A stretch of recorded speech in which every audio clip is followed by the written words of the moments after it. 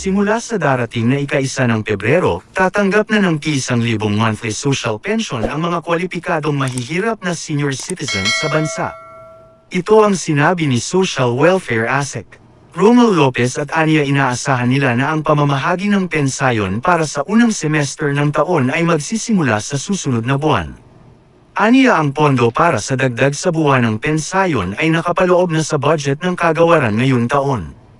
Ang pagtaas ng pensayon sa P1,000 mula P500 ay alinsunod sa ₱11,916 o ang Act Increasing the Social Pension of Indigent Senior Citizen na naging batas noon pang Hulyo taong 2022. Samantala, hiniling naman ni Senior Citizens Party List Rep.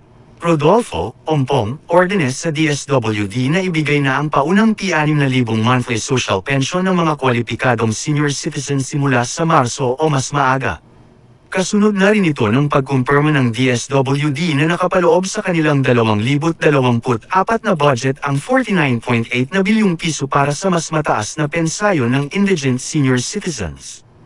Ayon pa sa mambabatas, ang pensayon ay pandagdag sa mga pangangailangan ng mga kwalipikadong benepisaryo, partikular na para sa kanilang kalusugan.